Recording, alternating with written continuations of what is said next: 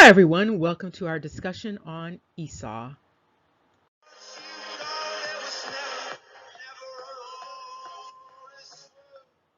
So we're going to start off our discussion with a prelude, and we're going to be examining this name Esau. There are a number of people throughout history who have pretended to be Jacob. They have also pretended to be indigenous to a number of land spaces, and sometimes this dynamic appears to collide. And this may be one of those situations where there is a collision course with respect to Esau. There has been a bit of sleight of hand with respect to this name Esau, and this goes along in many ways with all of these name changes throughout Scripture. And so, of course, you see that Esau has multiple names also in Scripture. What we're going to be doing is we're just going to decode or deconstruct the name Esau. So we're going to go to the source. We're going to look at Strong's Concordance and the transliterations of this name Esau. We're going to start in the Hebrew. And so first, what you see when you look at the Hebrew is not what you might expect to see. And so what you see is Esau spelled phonetically as E-S-A-V. And he's identified as the oldest son of Isaac. What you also see is that there are additional forms and transliterations off to the right hand side. And so you see the E-S-A-V. You also see L-E-E-S-A-V and V-E-E-S-A-V. And so at the heart of this is that S-A-V. And so the name is ESAU. And because usually people are looking for the name Esau, when variations of Esau might pop up, it might go overlooked. And that is what has taken place with respect to that west coast of Africa.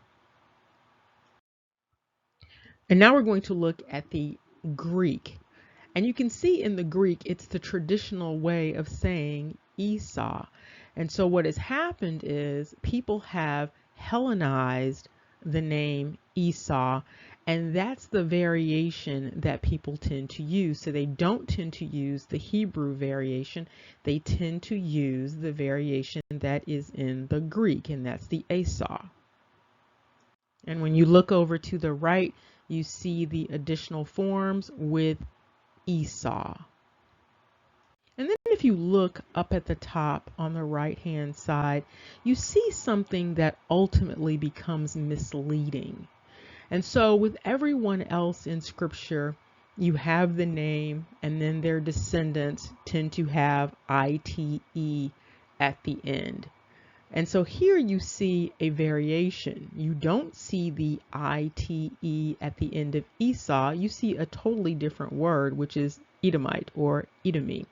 We're going to deconstruct Esau, however, so that you can see what it should look like and what you should be looking for when you are looking for the name Esau.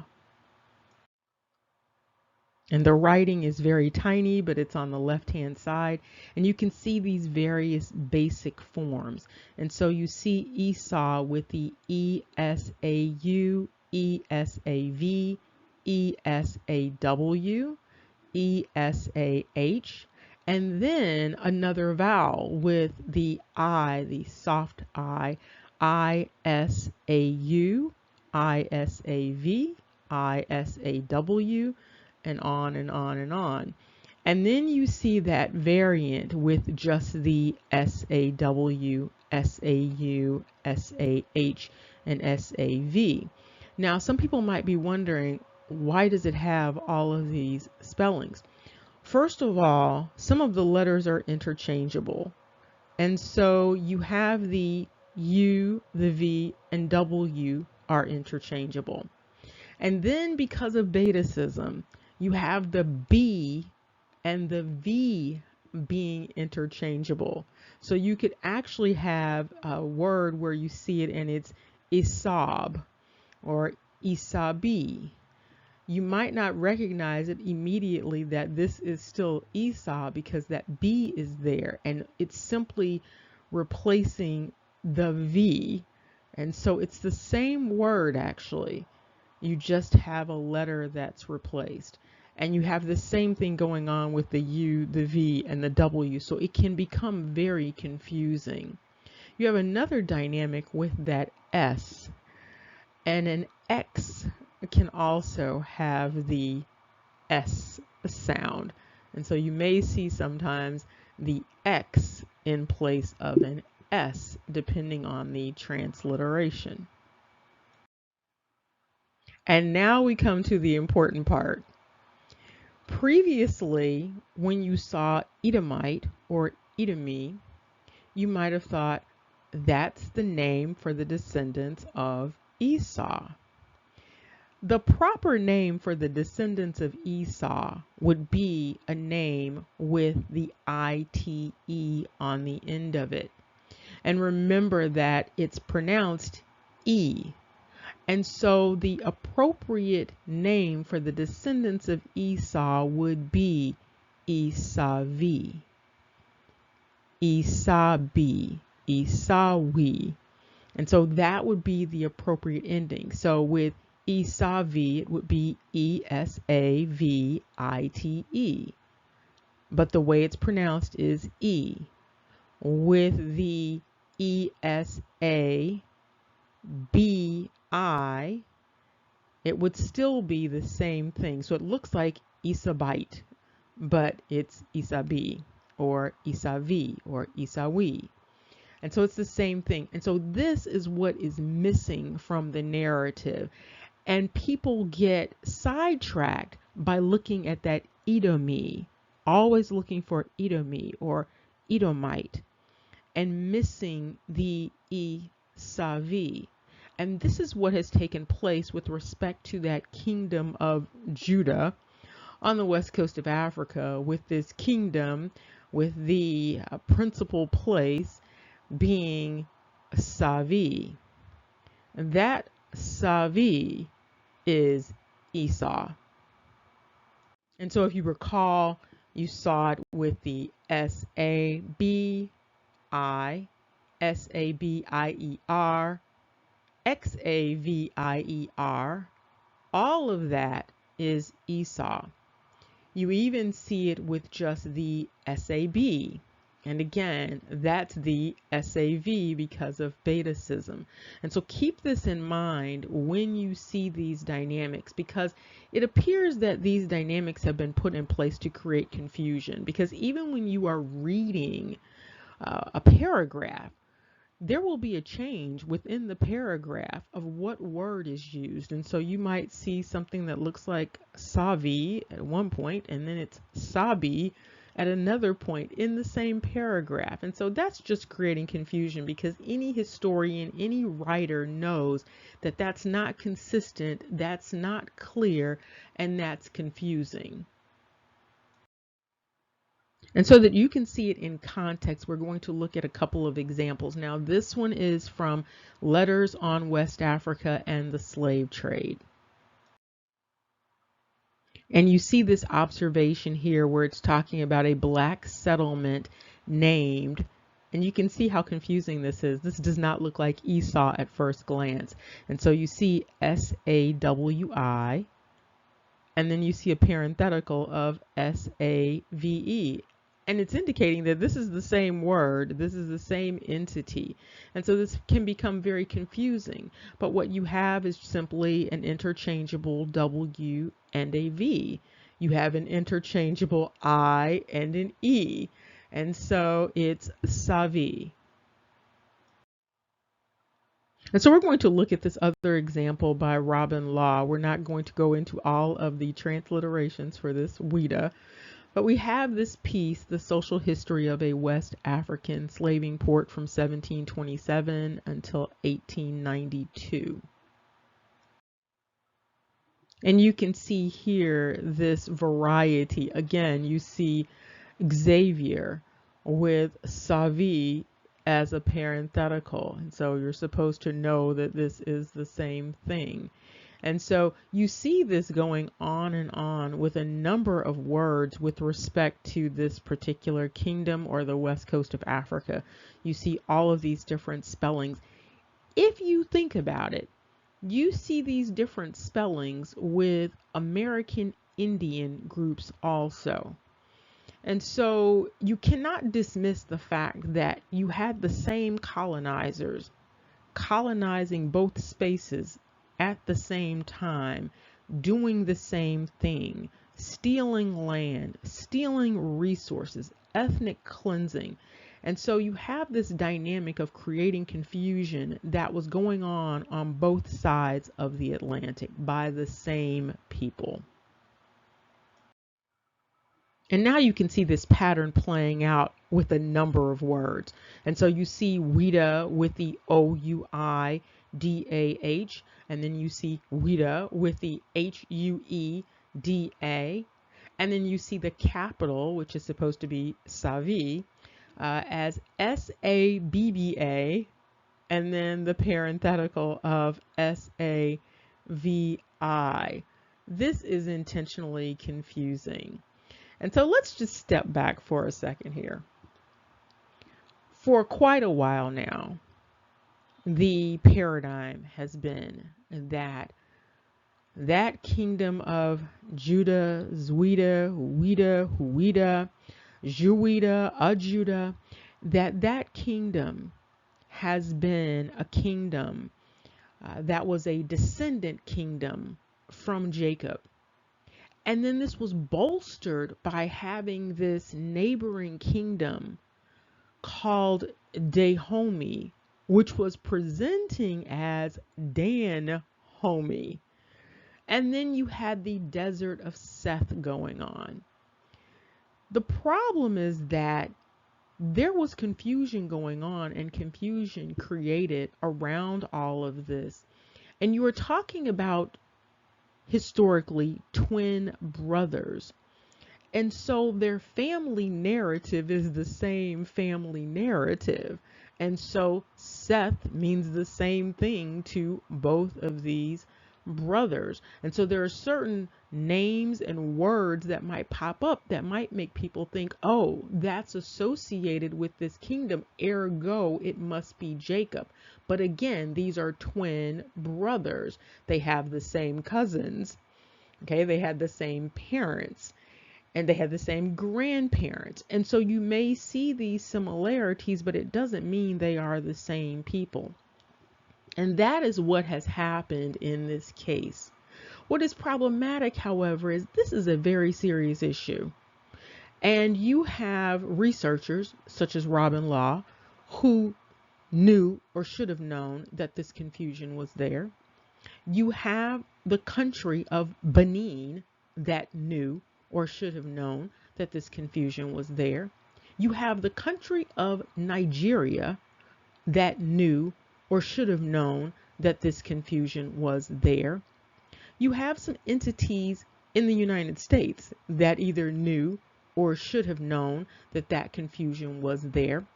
And not only that, you have implications growing out of this, because that kingdom that was on the west coast of Africa is manifesting at this point as ESAU. But there have been a number of extrapolations that have come about related to this particular kingdom that now do not quite pan out.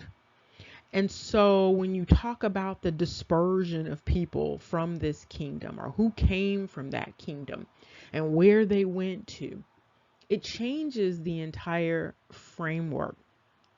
For instance, you have a number of people that are of the same ethnicity as that kingdom in the diaspora now, in the Caribbean now, in parts of the United States now. They have been presented, however, as descendants of Jacob. And it's very clear now that they are not the descendants of Jacob. They are the descendants of Esau, or at least related to Esau. This is not to say that there were not people sold who may have been descendants of Jacob in this entire scheme.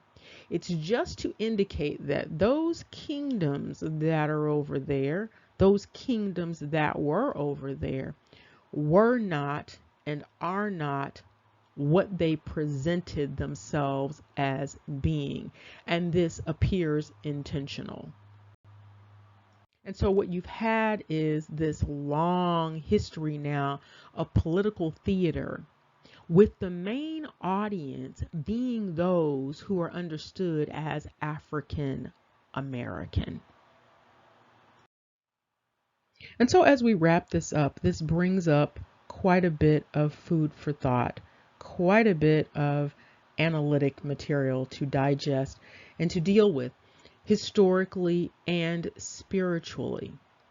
And so what you have here is a situation where certain people who would be understood as African American and some other groups being the butt of a joke, basically. And so being the butt of a very long joke, because what it looks like is you have individuals in different parts of the Americas that are very clear about who they are and where they came from.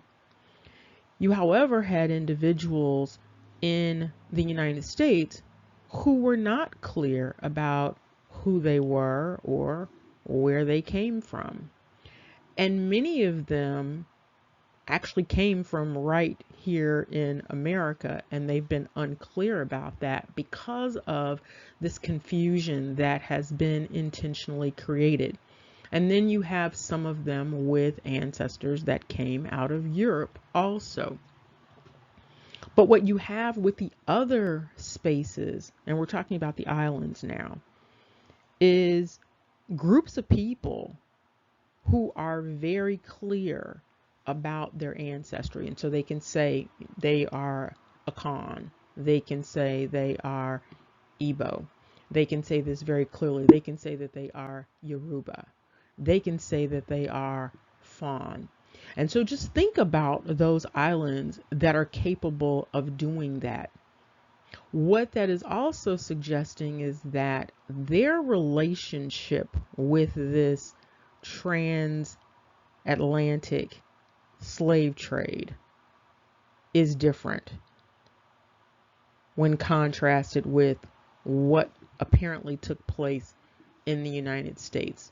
Something different was going on in the islands.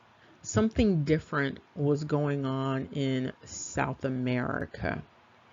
And that needs to be made clear because, again, this butt of the joke dynamic is being played out not just with the individuals on the west coast of Africa, not just with the individuals who are in Europe, not just with the individuals who are in Asia, but this is also being played out with some individuals that are apparently in the United States and perhaps have understood this confusion for quite a while.